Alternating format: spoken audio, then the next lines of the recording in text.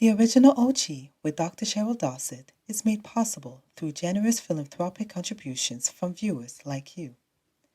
Thank you for your support.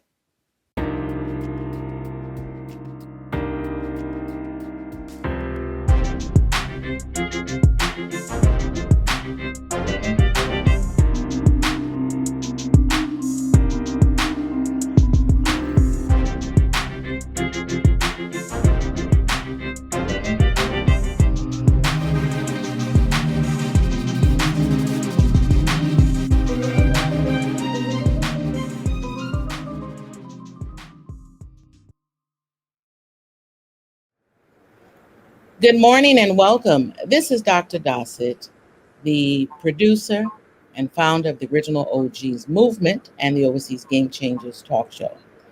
The purpose of this talk show really is to bring education, awareness, and inspiration to the issues surrounding diversity, inclusion, and excellence on foreign soil.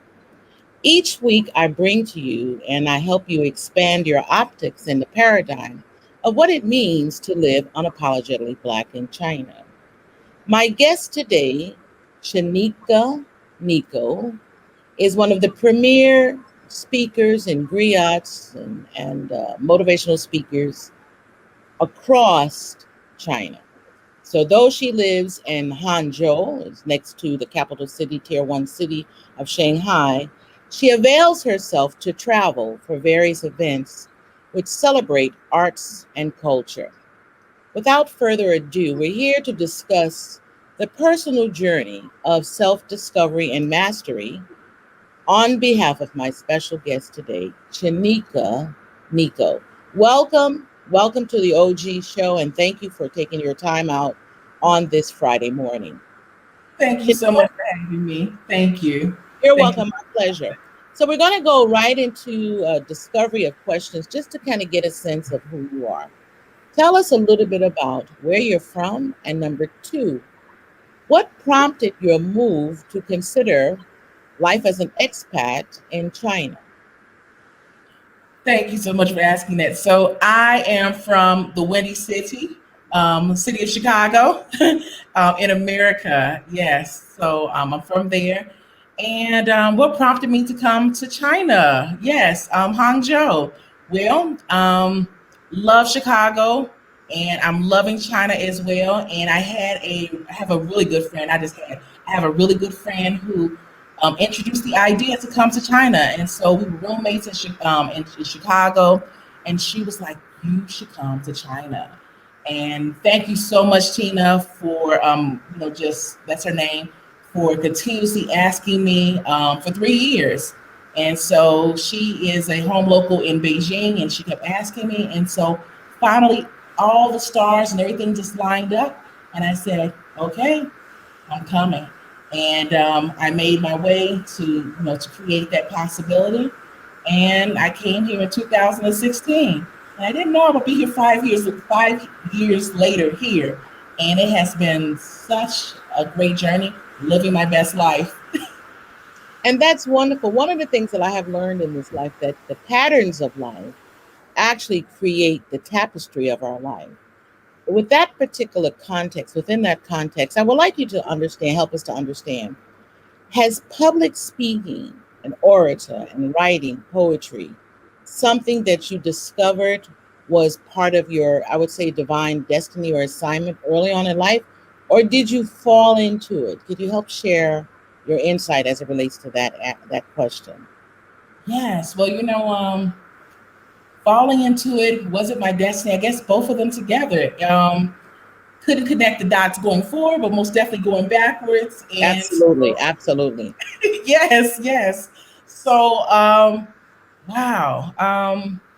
This was the divine purpose for sure. I started writing poetry when I was in high school, and I just wanted to just express myself. It was just get my thoughts out, just get my thoughts out to myself.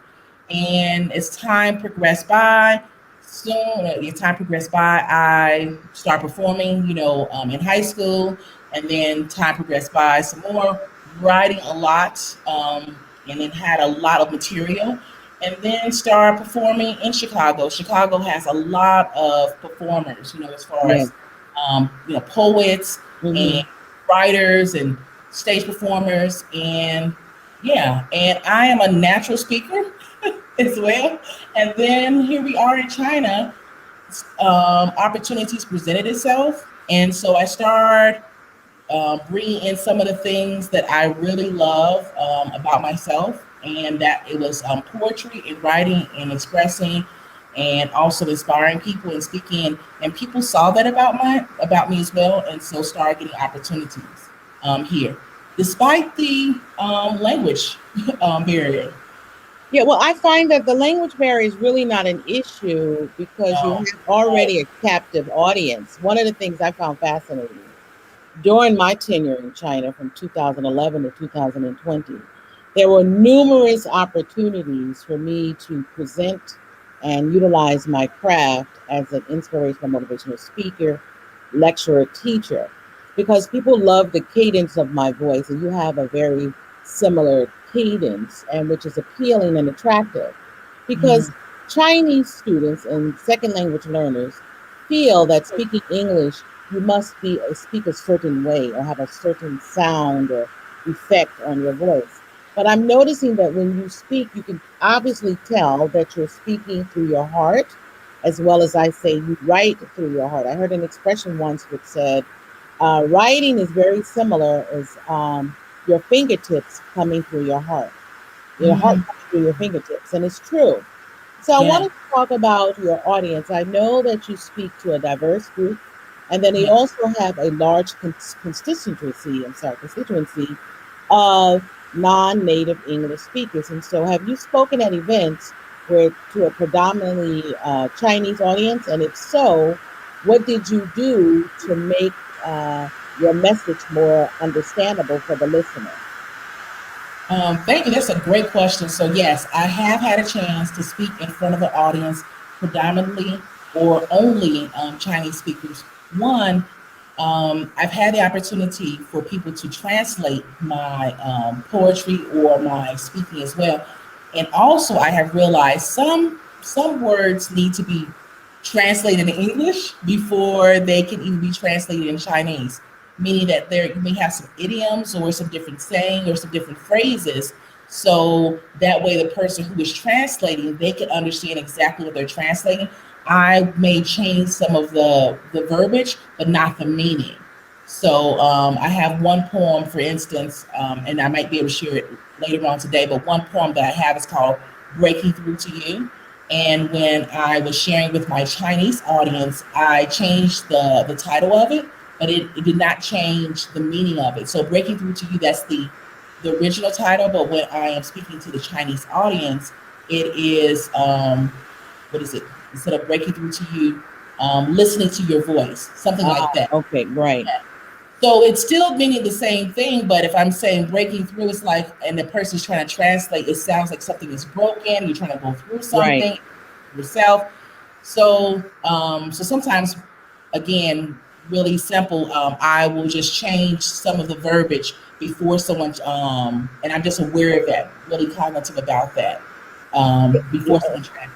And that's Yes. important because one of the challenges that I found that English to Chinese is not precise. And if you're not careful, you need to be extremely sensitive and cognizant of the fact that the way one interprets language in China, certain words, is not going to be the same. And you have to be careful not to misconstrue your message. And so that requires a different level of skill.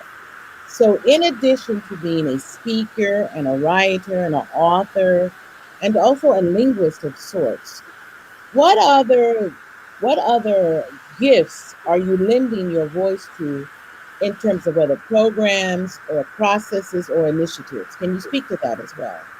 Yes. Thank you. Thanks for asking. So, also, as far as my gifts that I'm lending my voice to, that would be education. So we talked a little bit about that here and Mhm. there. And so I am a English teacher here in China, and I have taught from little children from 3 years old up Wow. to, yes, yes, that was my youngest. to 3 years old to in middle school. So that would be maybe 16, 17 year olds. So all the way across. And I guess some adults as well too. But in the school setting, I've done that. And also hosting. So I've done various hosting. We just had an event in Shanghai hosting the Juneteenth celebration, and then I hosted as well the New Year's Eve fashion show event as well. And yeah, so whether it's hosting, inspirational speaking, doing workshops as well too. So I did a workshop and speaking event with the Toastmasters, and Toastmasters is an international organization about developing, your speaking and things. And so I did that. It was called Stepping into Your Greatness. So I let people experience, of course, the speaking, but most importantly, I want them to be able to come away from it, being able to like the tools. How do I step into my greatness? What does that look like? I didn't even know I was even great. What is that? I have purpose, and how do I get there, and how do I stay there? And lastly, also I'm lending my voice, if you want to say, or just lending my gifts in dance, inspirational. Okay. Yes. And I think a life with purpose is actually the most fulfilling life. And I'm glad to see that you are expanding your territories, expanding your reach. With that being said, you mentioned that you have a particular work, poetry, a poem that you'd like to share with our audience. Please take the opportunity now to tell us two things. Not only just to express yourself through your voice through this particular medium, but also what inspired this particular body of work? Well, Breaking Through to You. Breaking Through to You is a really special poem to me because at one time, I know it's not only for myself, but many of us have gone through life, whether we're older or younger, whatever that might be. Sometimes life gets into our heart and our spirit, our mind, and we lose our voice, not necessarily physically, but mentally. And then we just we may make ourselves smaller, and we don't show ourselves, our greatness. And so we may say, "Oh, I won't raise my hand for that test," or "I won't speak up for, in this interview," or "I won't say this, with my friends," or whoever that might be. And next thing you know, year after year, you have not shown yourself, like, "Oh, I'll put this project off. Oh, I'll wait till next year for me to, create this business." And next thing you know, your voice is gone, and you're looking around and you're like, "Where am I?" And not only the voice, your energy and everything about yourself, you begin to look around like, "Wow, this is not the person that I remember or I think I can be." So Breaking Through to You is really special to my heart. And I found my voice because I went through a personal development. I'm always not only inspiring other people, also taking that advice for myself and going through personal development organizations or groups and things like that. And so, in the process of going through one of those years ago, the leader in our group noticed that when I decided to just share a poem, he was like, "You completely changed during this whole process. Like, I want you to share a poem every single time. And at the end of this process, I want you to share in front of the big group." I do want to say at this point, when I do want to say at this point when I was doing that poetry and sharing that, I had already shared in front of a large audience, like the Black Women's Expo, which has thousands of people there. And even with that under my belt for there the foundation, I still had lost my voice. If you want to say yes. Well, I just want to say, pause for a second, just as a bit of a caveat for the listeners. We are experiencing some technical difficulty right now. I'm not sure if it's on from the Western end or from in China. So I do apologize for our viewers. It was not intended. But without further ado, we're going to listen to the eloquent speech, poem being said by our author and present resident MC, Chanika Nico. Please go into it. This will be the last part of our segment, so I want to make sure that we catch this part in. Yes. Breaking through to you. Don't you know? Don't you know you are powerful and gifted beyond measure? Don't you know? Don't you know you are powerful and gifted beyond measure? Extraordinarily talented. For see, you were born for a purpose, and you are not a mistake. And you have a team rooting for you. Hoorah, hoorah, hoorah.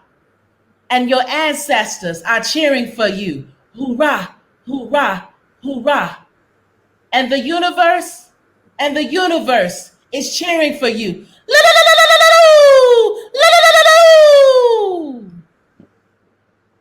And there is nothing for you to prove, only for you to believe, for you have already arrived.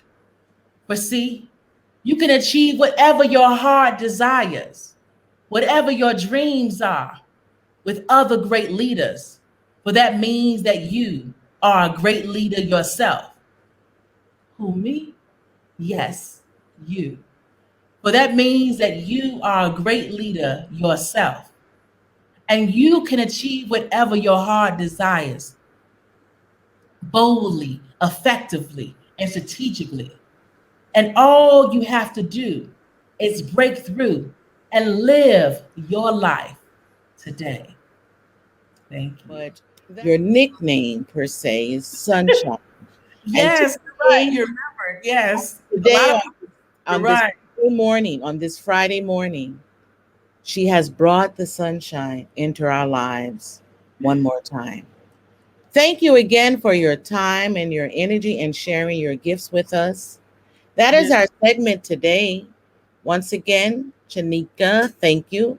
This is Dr. Sherrell Dossett, the original OG, Overseas Game Changer, where our show features men and women who are finding purpose on foreign soil while changing the paradigm and the optics around issues related to diversity, excellence, and inclusion.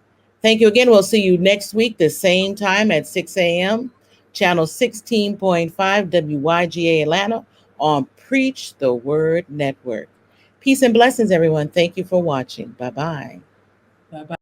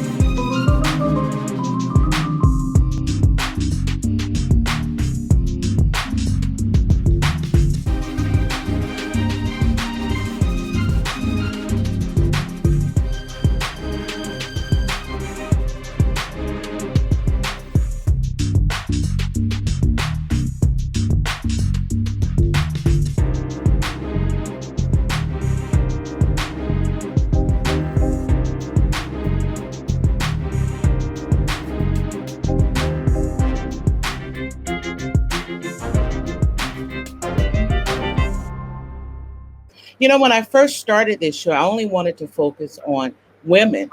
And then I expanded it to a more confined niche of African American women. And then I expanded it to women from the diaspora. But now I'm doing something very different as a game changer. The purpose of today's show is really to look at what women are doing to actually unmute their voice. One such person who has been leading the path, who has been leading the group for women and helping them, is to talk about something very sensitive, almost to the point that when I mention it on Preach the Word Network, you may say, well, how does this fit with the model of the television program? Well, number one, we are here to educate, we're here to inspire, we're here to uplift women in particular. An area that even American women don't talk about, or women in the Western world, is something very sensitive. In fact, I remember I met a woman who was in her 40s. When I talked about the menstrual cycle, she started to giggle. And I said, oh my God, why is that such an area that brings discomfort? Well, one person, as you have in front of me, Dr. Sophie Rambaugh, is a woman that has really changed the narrative and brought in the optics as to the importance of understanding the woman's menstrual cycle. Without further ado, I welcome my good friend. In fact, she may not believe it, but she is my good friend, Dr. Sophie Rambaugh. Welcome and welcome to the Original OGs Talk Show. Good morning to you. Good morning, Dr. Cheryl. Thank you for having me. Yes. Now, if you notice a little bit in her accent, she's French. Now, this is a French woman who has moved to China. Let's get an understanding of what prompted such a drastic move to China. Have you often thought about this when you were a young person, like in your 20s, that you said, maybe one day I'll go live in China? What prompted the move to China? I grew up in foreign countries. I grew up actually in countries in Africa for 10 years. Then we moved back to France. So I think living abroad was always a plan for me. I just did not expect China. I arrived in China by accident, like really by accident. I was doing my PhD and I applied for different jobs in different countries of the world. And I got hired in China, and I don't even remember applying to China. But here I am in China. It's been 8 years now. My father, just like me, traveled the world since he was a young man. And by the time he met my mom, he was working in Africa, and eventually she followed and started a family there. I was born in France, but they didn't want to stay in France. They moved back to Africa very quick when I was a few months old. And my dad was just working for local and international companies. Do you see or have you experienced or noticed evidence of your personal growth since moving to China? I grew a lot in China. China, very hard. It's a very hard teacher, especially for me. Even though I'm a third culture kid, I'm a kid who grew up in between cultures. Coming to China was a big challenge. I didn't quite feel the culture shock, but I did notice some changes over the years. I think I found myself, and I grew from a woman who was very childish, very self-centered, in a lot of pain. I grew into a new woman who is more confident, who's not afraid of speaking out, and who is more in peace with her emotions. With that being said, let's now talk about your work, because I honestly believe the work that you're involved in with helping women demystify the menstrual cycle, you have to be a strong person. You have to be a woman who is willing to stand and to exercise her own voice unapologetically. This is her offering of her services. Tell us what your Level Up international coaching business is about. Please describe what we're looking at right now for our viewers. Level Up International Consulting is inspired by video games. I have a strong video game background. It's about gaining skills and leveling up to a new version of yourself. Mm-hmm. So I designed this logo. This logo is a duality of the day and the night, but also the cold and the heat, the yin and the yang, that it's in between all of us. It's like cohabiting. Sometimes one part is stronger than the other. We have to find balance in order to be happy with ourselves. My friend told me about this challenge, about I have to vlog myself every day, talking about my periods and my emotions during 28 days.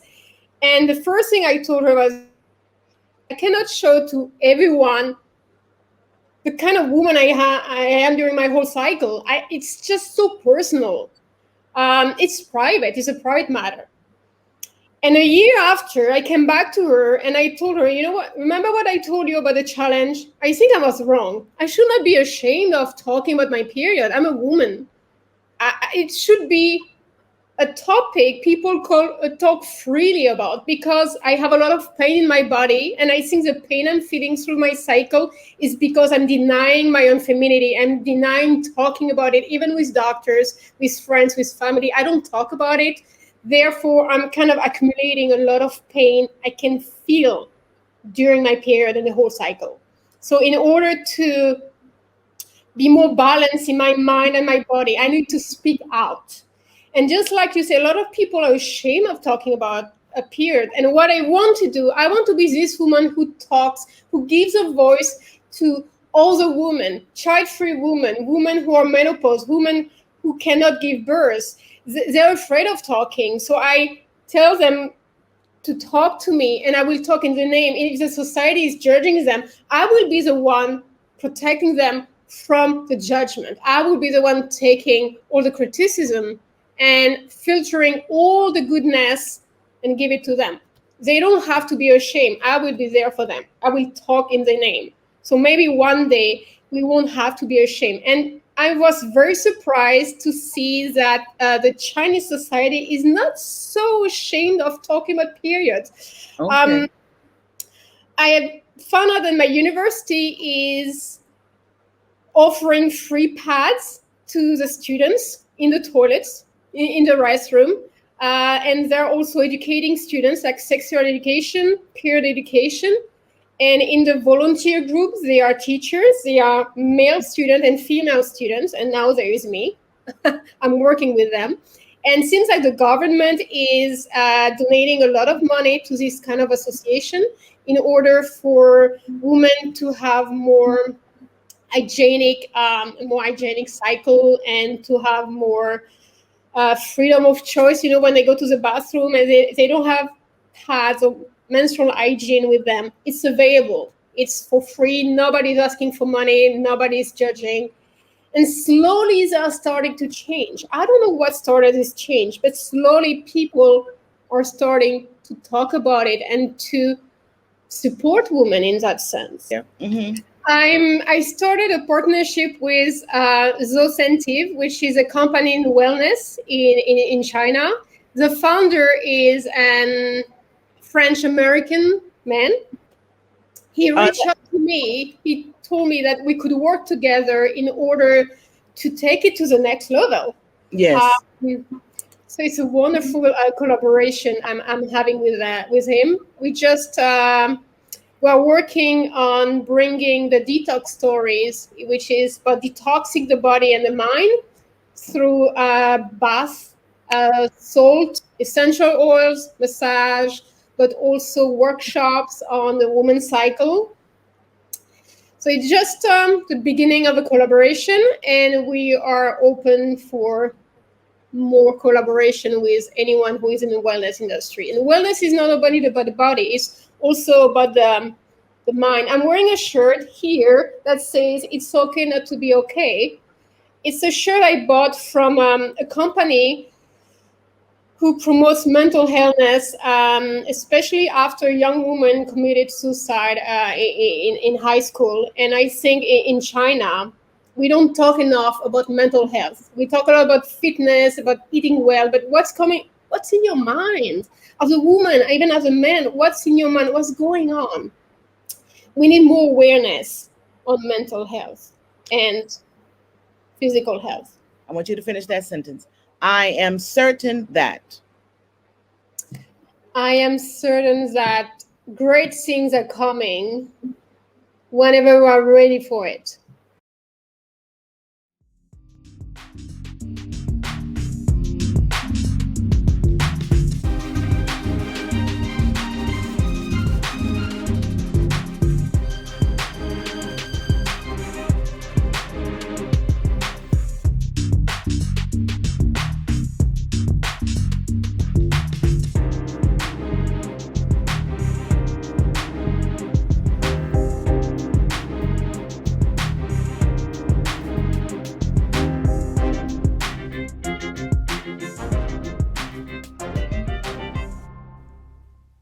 The original OG with Dr. Cheryl Dossett is made possible through generous philanthropic contributions from viewers like you.